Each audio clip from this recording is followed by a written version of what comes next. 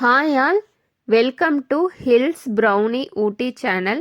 வீடியோக்குள்ளே போகிறதுக்கு முன்னாடி நம்ம சேனலை சப்ஸ்கிரைப் பண்ணிக்கோங்க. பக்கத்தில் இருக்கிற பெல் பட்டனை ப்ரெஸ் பண்ணிக்கோங்க. அப்போ தான் நம்ம போடுற வீடியோ உடனுக்குடனே நோட்டிஃபிகேஷன் வரும். இப்போ வீடியோக்குள்ளே போயிடலாம். பாவக்காயில வந்து பொரியல் பண்ண போறோம். அதுக்கு பாத்தீங்கன்னா பாவக்காய் வந்து கட் பண்ணி வச்சிருக்கிறேன். ஒரு 3 பாவக்காய் வந்து கட் பண்ணி வச்சிருக்கிறேன். உருளைக்கிழங்கு பாத்தீங்கன்னா பெரிய உருளைக்கிழங்கு, அதனால நான் 2 உருளைக்கிழங்கு எடுத்துக்கிட்டேன். நீங்க சின்னதா இருந்துச்சு அப்படின்னா ஒரு 5 உருளைக்கிழங்கு வந்து சேர்த்துக்கோங்க, கரெக்டா இருக்கும்.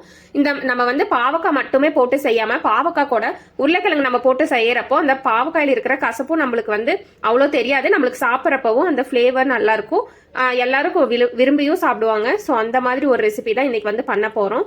ஸோ வெறும் 2 பொருள் தான் எடுத்துருக்கிறேன். இதுக்கு வெங்காயம், கருவேப்பிலை இந்த மாதிரி எதுவுமே தேவையில்லை. பாவக்காய், உருளைக்கிழங்கு மட்டும் இருந்தால் போதும். இந்த பொரியல் வந்து ஈஸியாக பண்ணிடலாம். எப்படி பண்ணுறதுங்கிறது பார்த்துடலாம். அடுப்பு ஆன் பண்ணி பார்த்தீங்கன்னா ஒரு பாத்திரம் வச்சுட்டு எண்ணெய் வந்து ஊற்றிட்டேன். எண்ணெய் பார்த்தீங்கன்னா இந்த பாவக்காய் பொரியலுக்கு கொஞ்சம் அதிகமாக சேர்த்துக்கோங்க. நம்மளுக்கு எண்ணெயிலே நம்மளுக்கு பாவக்காய் வணங்குறப்போ அந்த கசப்பு தன்மையெல்லாம் போயிடும். அதனால வந்து நான் எண்ணெய் வந்து ஒரு 2 டீஸ்பூன் வந்து சேர்த்திருக்கேன். எண்ணெய் வந்து சூடாயிருச்சு. நம்ம வந்து கடுகு நம்ம எதுவுமே போட தேவையில்லை. எண்ணெய் சூடானதுமே ஃபர்ஸ்ட் வந்து பாவக்காய் வந்து போட்டுடலாம். பாவக்காய் போட்டுக்கலாம். பாவக்காய் போடுறப்ப அடுப்பை சிம்ல வச்சுக்கோங்க, இல்லைன்னா வந்து தெரிக்கும்.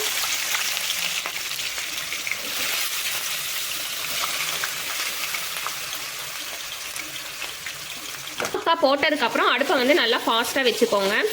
பாவக்காய் ஓரளவுக்கு வணங்கிட்டோம். அதுக்கப்புறம் நம்ம உருளைக்கிழங்கு வந்து சேர்த்துடலாம். உருளைக்கிழங்கு பார்த்தீங்கன்னா நம்மளுக்கு வந்து சீக்கிரம் வணங்கிரும். பாவக்காய் வணங்குறது கொஞ்சமா உப்பு போட்டுக்கலாம்.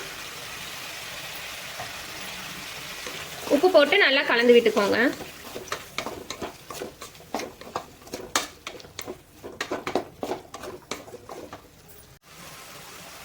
பாவக்காய் பார்த்தீங்கன்னா அந்த எண்ணெயிலே பார்த்தீங்கன்னா நல்லா வணங்கிரும். இப்போ நம்ம என்ன பண்ணலாம் அப்படின்னா ஒரு மூடி வச்சிடலாம். ஒரு 2 நிமிஷத்துக்கு ஒரு தடவை, 5 நிமிஷத்துக்கு ஒரு தடவை நம்ம எடுத்து பார்த்துக்கலாம்.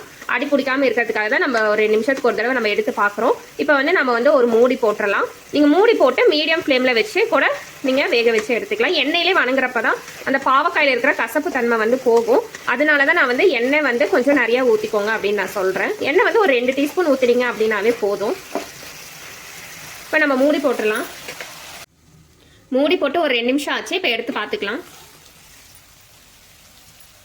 பாவக்காய் பார்த்தீங்கன்னா போடுறப்ப நல்லா வந்துட்டு பச்சையாக இருந்துச்சு. இப்போ பாருங்கள் அந்த கலரே கொஞ்சம் மாறிடுச்சு. இன்னும் ஒரு 2லேருந்து 3 நிமிஷம் வரைக்கும் எண்ணெயிலே நம்ம வதக்கிக்கலாம். அதுக்கப்புறம் வந்து நம்ம எடுத்து வச்சிருக்கிற உருளைக்கிழங்கு வந்து நம்ம போட்டுக்கலாம். அதே மாதிரி மூடி வச்சிருங்க.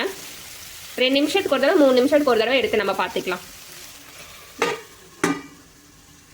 மூடி போட்டு பார்த்தீங்கன்னா ஒரு 3 நிமிஷம் ஆயிடுச்சு. இப்போ நம்ம எடுத்து பார்த்துக்கலாம்.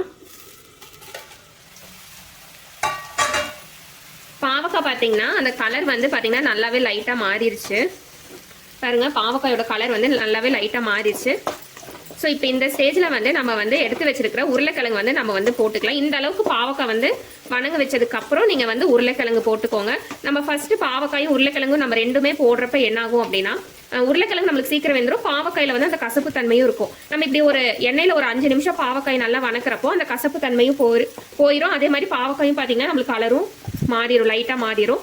இப்போ வந்து நம்ம எடுத்து வச்சிருக்கிற உருளைக்கிழங்கு வந்து போட்டுக்கலாம். உருளைக்கிழங்கு போடுறப்ப அடுப்பை வந்து சிம்ல வச்சுக்கோங்க.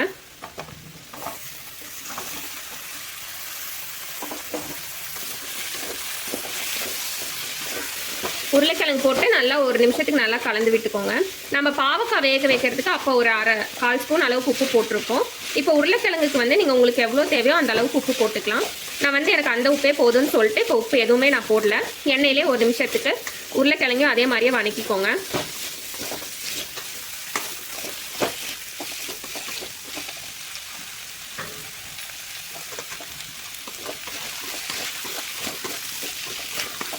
பார்த்தீங்கன்னா நம்மளுக்கு வந்து சீக்கிரம் வெந்துடும். உருளைக்கிழங்கு நம்மளுக்கு வந்து ரொம்ப நேரம் வேகாது. ஒரு 5 நிமிஷத்துலேயே உருளைக்கிழங்கும் நம்மளுக்கு வெந்துடும். பாவக்காயும் உருளைக்கிழங்கும் வேகிறதுக்கு பார்த்தீங்கன்னா 10 நிமிஷம் தான் எடுக்கும். ரொம்ப ஈஸியான ரெசிபி தான். பாவக்காயும் உருளைக்கிழங்கு மட்டும் இருந்தால் போதும். வெங்காயம் எதுவுமே நீங்கள் கருவேப்பிலை, கடுகு எதுவுமே நீங்கள் போடணுன்ற அவசியம் கிடையாது. பாவக்காய் பிடிக்காதுன்னு சொல்கிற குழந்தைங்க, பெரியவங்க கூட இந்த மாதிரி செஞ்சு கொடுங்க அப்படின்னு விரும்பி சாப்பிடுவாங்க. அவ்வளோ சூப்பராக இருக்கும். இப்போ உருளைக்கிழங்கு போட்டு நல்லா ஒரு நிமிஷத்துக்கு கலந்துட்டோம். அதே மாதிரி மூடி போட்டு நம்ம ஒரு 2 நிமிஷத்துலேருந்து எடுத்து பார்த்து நம்ம கலரிக்கலாம்.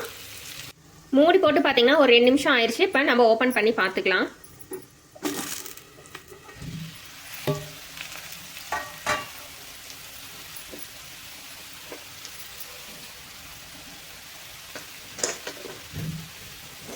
நம்ம ஊற்றின எண்ணெய் பார்த்தீங்கன்னா கரெக்டாக இருக்குது பாருங்கள். அதுலேயே பார்த்தீங்கன்னா நம்ம போட்டிருக்க பாவக்காயும் நம்மளுக்கு நல்லா வணங்கிருச்சு, உருளைக்கிழங்கும் பார்த்தீங்கன்னா நம்மளுக்கு நல்லா வணங்கிருச்சு. எடுத்து அப்பப்போ கலரிக்கோங்க, இல்லைன்னா அடி பிடிச்சிரும். பாருங்கள், ஒரு 2 நிமிஷத்துலேயே நம்மளுக்கு உருளைக்கிழங்கு வந்து ஒரு 50% நம்மளுக்கு ரெடி ஆயிடுச்சு. இன்னும் ஒரு 3 நிமிஷம் நம்ம வேக வச்சுட்டு மசாலா தூளை இப்போயே போடாதீங்க, இறக்குறப்ப போட்டுக்கோங்க. அதே மாதிரி மூடி வச்சுட்டு ஒரு 3 நிமிஷம் கழிச்சு நம்ம எடுத்து பார்த்துக்கலாம்.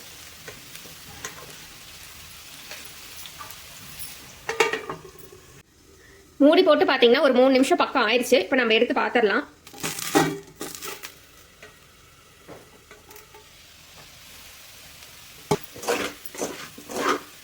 நம்ம உருளைக்கிழங்கும் பார்த்தீங்கன்னா நம்மளுக்கு வந்து ரெடி ஆயிடுச்சு. பாவக்காயும் பார்த்தீங்கன்னா நம்ம வந்து கொஞ்சம் வேக வச்சதுக்கு அப்புறம் தான் நம்ம உருளைக்கிழங்கு வந்து நம்ம போட்டிருப்போம். இந்த ரெசிபிக்கு பார்த்தீங்கன்னா தண்ணி எதுவுமே ஆட் பண்ணிடாதீங்க, ஃபுல்லாக எண்ணெயிலேயே வணக்குங்க. அப்போ தான் நம்மளுக்கு வந்து அந்த பாவக்காயிலும் கசப்பு இருக்காது, நம்மளுக்கு அந்த ஃப்ளேவரும் நம்மளுக்கு வந்து வேற லெவலில் இருக்கும், அவ்வளோ சூப்பராக இருக்கும். பாவக்காய் பிடிக்காதவங்க கூட விரும்பி சாப்பிடுவாங்க, அவ்வளோ சூப்பராக இருக்கும். அந்த மாதிரி ஒரு ரெசிபி. உருளைக்கிழங்கும் பார்த்தீங்கன்னா நம்மளுக்கு நல்லாவே வெந்துருச்சு பாருங்க. இப்படி நசுக்கிறப்பவே பாருங்க நல்லா அந்த நல்ல மசியுது. அதே மாதிரி பாவக்காயும் பாருங்க, நம்மளுக்கு எவ்வளோ பாவக்காய் பாருங்க நல்லா சுருங்கிருச்சு பாருங்க.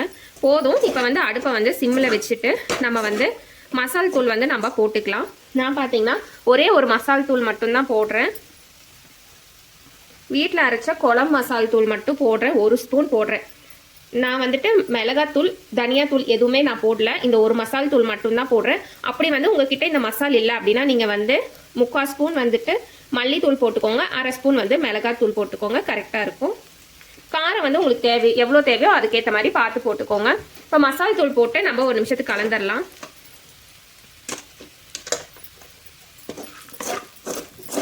சிம்மில் வச்சுட்டே கலருங்க, இல்லைன்னா அந்த மசால் தூள் வந்து நம்மளுக்கு வந்து காட்டு ஏறும், அதே மாதிரி தீஞ்சும் போயிடும்.